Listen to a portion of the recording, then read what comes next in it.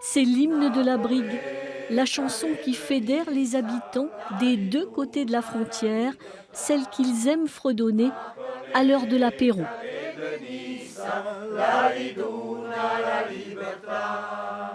Mi prima adesso francesi sono brigaschi e a diti stessi. Dunque la comunità, la commune de la Brigue avait du temps italien 5 hameaux. 4 sont restés italiens lors du rattachement de la Brigue à la France et il n'y en a qu'un qui est venu français, c'est le Morignol qui est là au-dessus.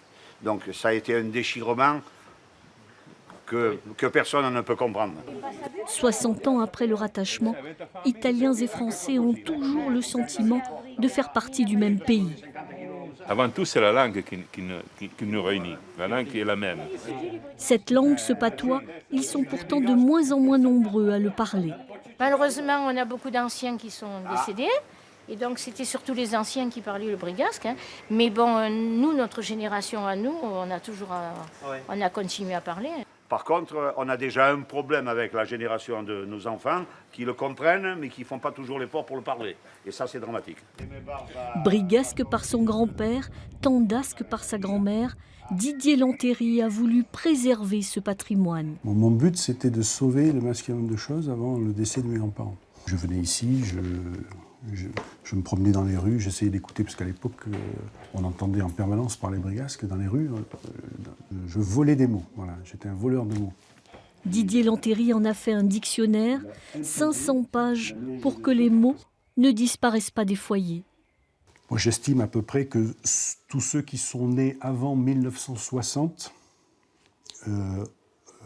parlent brigasque. Parlent brigasque parce que le brigasque est resté la langue de la maison. I bracci, e gambe, et la curea, la taille. Cette langue, ce patois, les derniers locuteurs essaient de le faire vivre auprès des enfants à l'école du village. Au moins pour ceux qui parleront de brigasque, je pourrai les comprendre et je pourrai leur parler. Ça m'intéresse un tout petit peu, mais c'est pas ma priorité.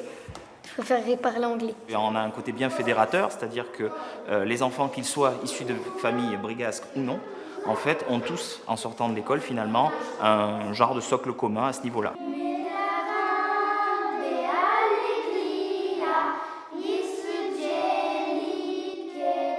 Une chanson, un patrimoine oral, vécu aujourd'hui comme un pont entre les générations, entre les anciens et les nouveaux arrivants.